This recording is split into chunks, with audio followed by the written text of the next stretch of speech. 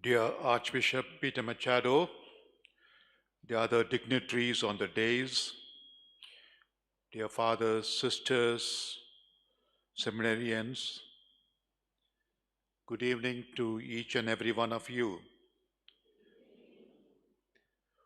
Once a Hindu gentleman was asked to give a talk to bishops, priests, and sisters, a congregation, mixed congregation.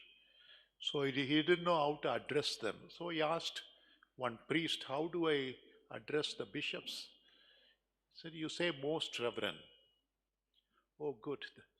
So he went for the talk and he started, most reverend bishops, less reverend priests, least reverend sisters. Sisters will forgive me for the least reverend.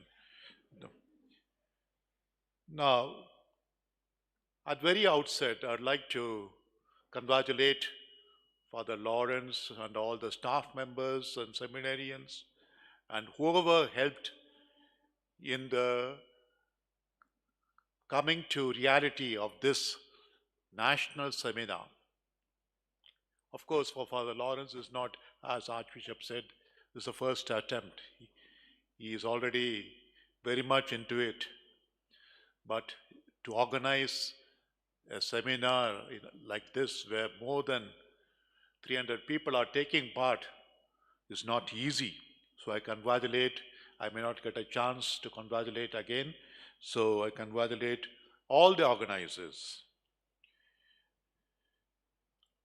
First of all, I'd like to, in my little talk, share some insights which can set the stage for the coming talks, the next 2-3 days. First of all, Pope Francis, how does he look at formation? He says, formation should acknowledge and integrate human weakness and divine grace. Both should go hand in hand.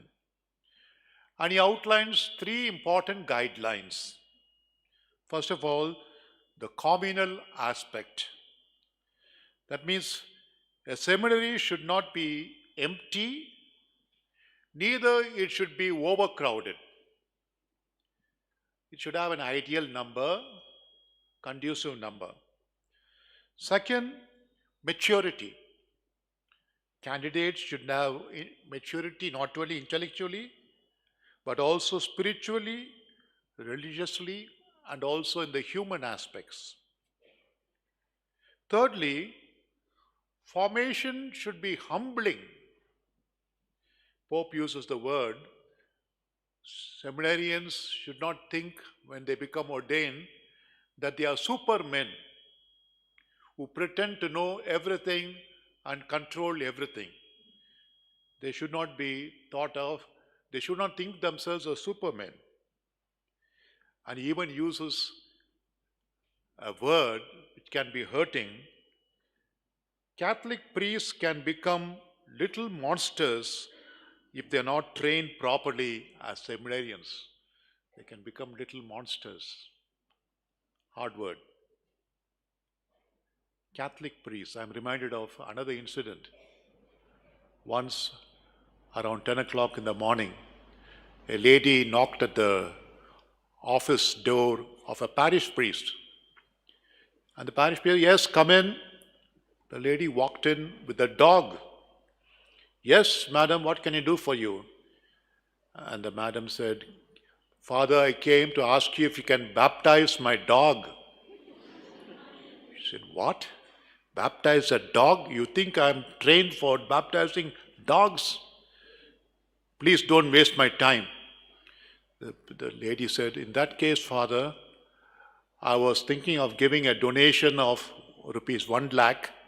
I'll go to the church opposite CSI church and ask the pastor to baptize my dog.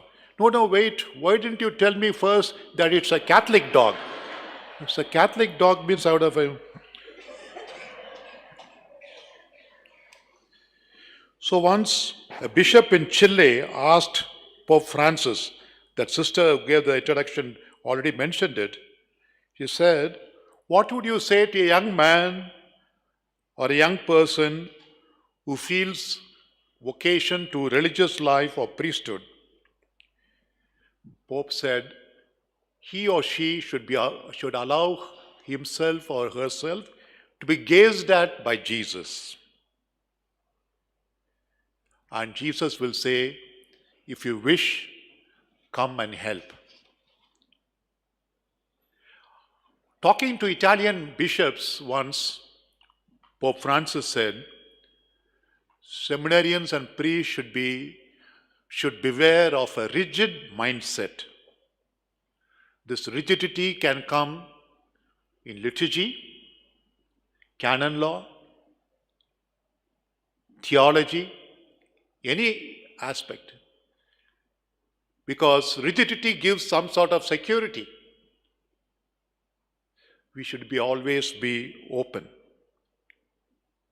In 2016, his department released a 91-page document on seminary training aimed at rooting out clericalism and an obsession with liturgy and a presumed theological or disciplinary certainty. No? Some priests are sure of everything. They say we have nothing new to learn. And he says it's more important to learn less about liturgical rubrics than to be rooted in service, and to use one of his favorite phrases, and have the smell of the sheep. To have the mind of Jesus, who bent down to wash the feet of his disciples. A priest and a seminarian should learn to spend time with Jesus in prayer, listening to him in silence before the tabernacle. Archbishop spoke about synodality. And synodality is just listening to God and walking with others, which bears fruit by becoming living signs of Jesus present in the world. Pope added, the Church needs your enthusiasm, generosity, and zeal to show everyone that God is always with us in any circumstance of life. Listening, walking together, giving testimony mark the synodal path of the Church and also your path towards priestly ordination.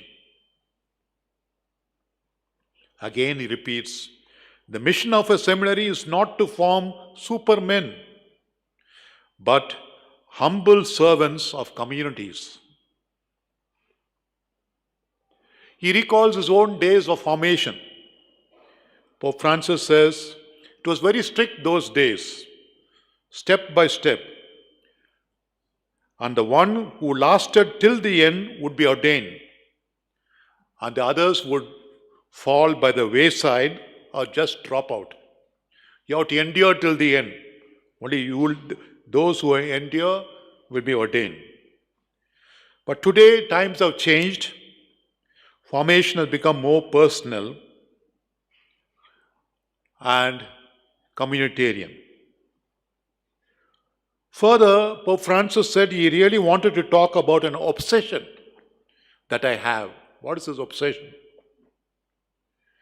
They should have, seminarians and candidates to priesthood should learn proximity or closeness to God and to their people, their peers, and their bishops.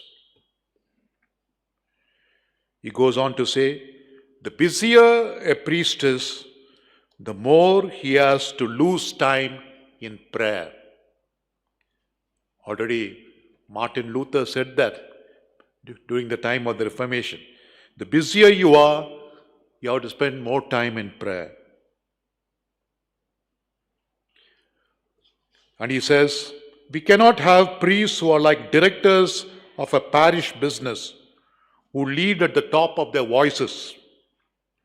Rather, priests should know how to dialogue, to hold an elderly person's hand, and to visit the sick. Dear friends, What has changed in formation over the years? I think the document of John Paul II, Pastoris Dabo Vobis, was an important milestone because it emphasized human formation.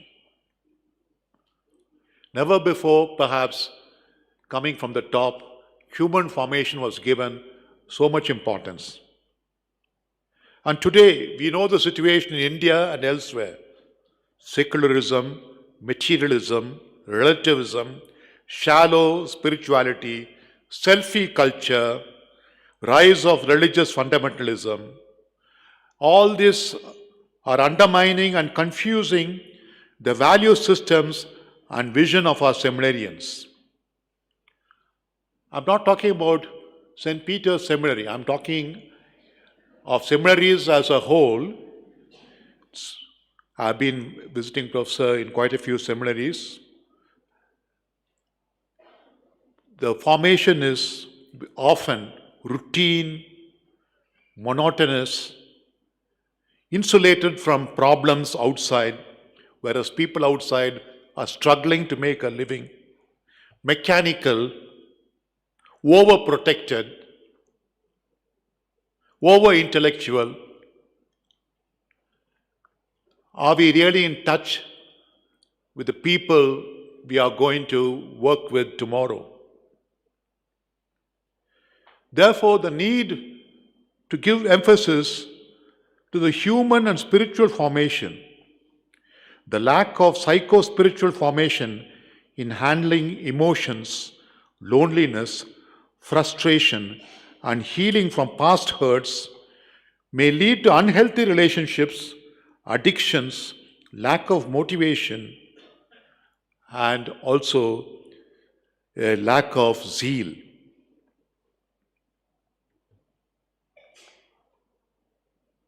The Pope finally says a word to the formators.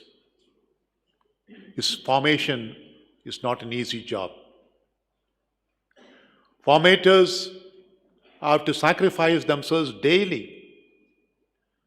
They have to give up the instinct and the desire to go out often. They have to be available to the seminarians. It's a challenging ministry. And he says, formators and priests have to be men of peace,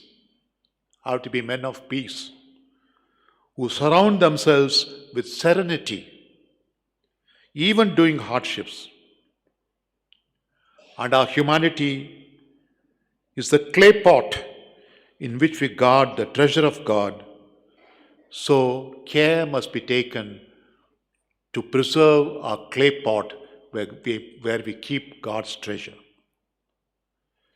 I wish and pray that the coming days will throw more light on formation, integral formation, both for priests, sisters, religious. And may God's blessing be with us throughout this national seminar.